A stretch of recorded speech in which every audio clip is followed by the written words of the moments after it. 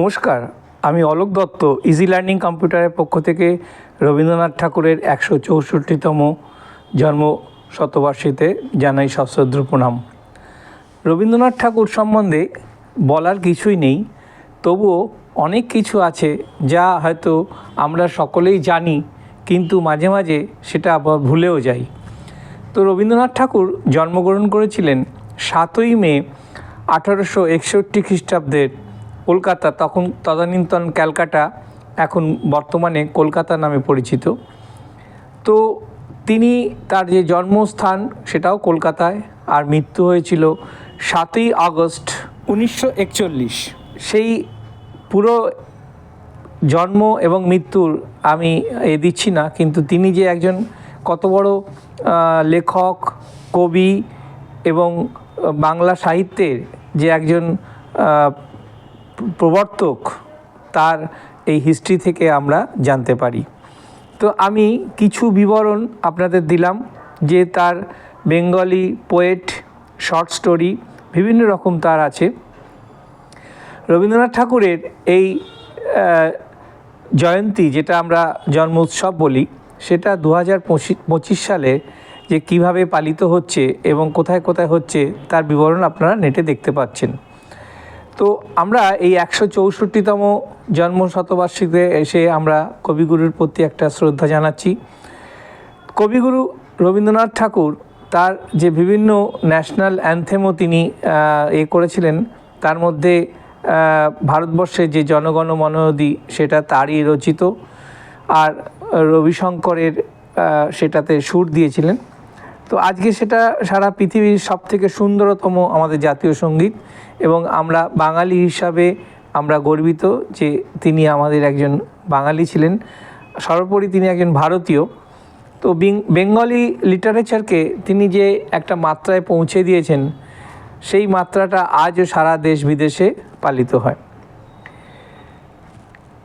মহর্ষি দেবেন্দ্রনাথ ঠাকুরের তিনি ছিলেন সন্তান, এবং তার অনেকগুলো ভাই বোন তারা ছিলেন।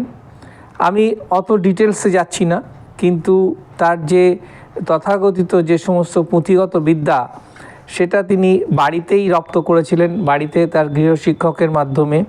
তার বিভিন্ন পোয়েটি আমি একটু সংক্ষিপ্ত, তার অন্য যে সমস্ত কালেকশানগুলো আছে সেগুলো আমি একটু জাস্ট আপনাদের সামনে তুলে ধরলাম। এগুলো হচ্ছে রেকর্ড বা মেমোরি রাখার জন্য। আর বাকি তো আপনারা জানেন, তিনি শান্তিনিকেতনে অর্থাৎ বোলপুরে যে এডুকেশন ভিশন চালু করেছিলেন, যে একদম খোলা মাঠের মধ্যে কোনো বদ্ধ ঘরের না, তারও একটা পুরনো ছবি আর্কাইভ থেকে নিয়ে আমি আপনাদের সামনে তুলে ধরার চেষ্টা করলাম। সর্বোপরি রবীন্দ্রনাথ ঠাকুরের যে সমস্ত বই এবং আছে, তিনি গীতাঞ্জলির জন্য 1913 সালে নোবেল পেয়েছিলেন, এবং তার অনেক ইতিহাস, অনেক কিছু, তার যে সমস্ত বই এবং তিনি যে বিভিন্ন জায়গায় তার এই লেখা পৌঁছে দিতে পেরেছেন, তার জন্য আমরা বাঙালি হিসাবে, ভারতীয় হিসাবে গর্ববোধ করি। সারা বিশ্বে তিনি প্রথম যে নন ইউরোপিয়ান হিসাবে যিনি নোবেল পেয়েছিলেন, সেটাও একটা গর্বের ব্যাপার।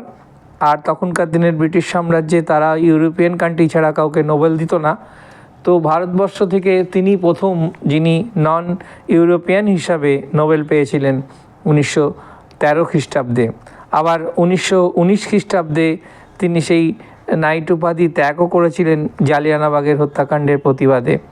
তো এই রকম একজন পরাক্রমী ব্যক্তি যে আমরা ভারতবর্ষে পেয়েছিলাম, তার জন্য সর্বোপরি গর্বিত। তো সেই জন্য বললাম, আগেই বলেছিলাম যে রবীন্দ্রনাথ ঠাকুর সম্পর্কে আমার বলার ঔদ্ধত্যতা প্রকাশ পায় না। আমি শুধু এইটুকু ইনফরমেশান আপনাদের সামনে একটা রেকর্ড হিসাবে রাখতে চাইছিলাম, যাতে ভবিষ্যতেও যদি আপনাদের কোনো কিছু জানার দরকার হয়, তাহলে এই চ্যানেলটাকে দেখলে আপনারা অনেক কিছু জানতে পারবেন। আর সর্বোপরি যেটা বলি, তার যে তিনি যে বাস্তববাদী ছিলেন এবং প্রকৃতির সঙ্গে যে তিনি একেবারে ওতপ্রোতভাবে জড়িত ছিলেন, সেই পরিচয় আমরা তার বিভিন্ন ছবি এবং তার লেখার মধ্যে পেয়ে থাকি। শান্তিনিকেতনে তিনি যা করে গেছেন তা আজ সারা বিশ্বের কাছে একেবারে দৃষ্টান্ত হিসাবে রয়েছে যে নেচারে কিভাবে পড়া যায়। তো আমি তার প্রতি একটা শ্রদ্ধা জানিয়ে একটা গান আপনাদের পরিবেশন করছি।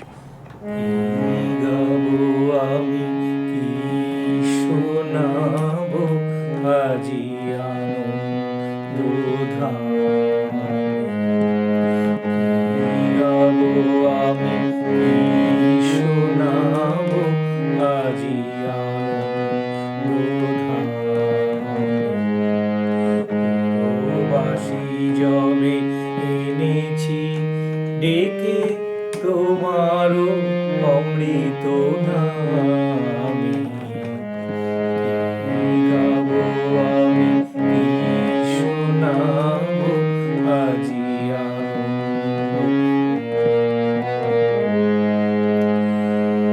কেমনি বর্ণিব তোমার রচনা, কেমনি রটিব তোমার করুণা, কেমনি গলাবো হৃদয় প্রাণ তোমার মধুর প্রেম। কি গাবো আমি কি শোনাবো আজি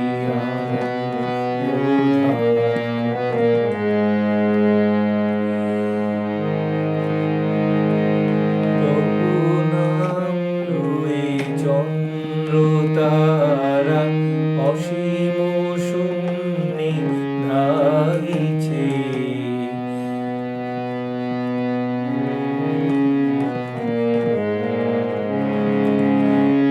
তবু নাম লয়ে চন্দ্র তারা অসীম শূন্যে ধাইছে।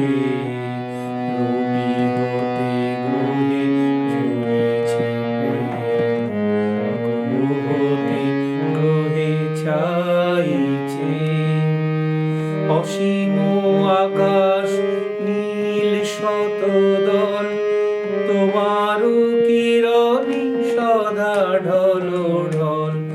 অসীম আকাশ নীল শতদল তোমার কিরণে সদা ঢল ঢল। তোমার অমৃত সাগর মাঝারে ভাসিছে অবিরামে। কি গাবো আমি কি শোনাবো আজি আনন্দ। প্রবাসী জনে এনেছি ডেকে তোমার অমৃত নামে, কি গাবো আমি কি শোনাবো আজি আনন্দ।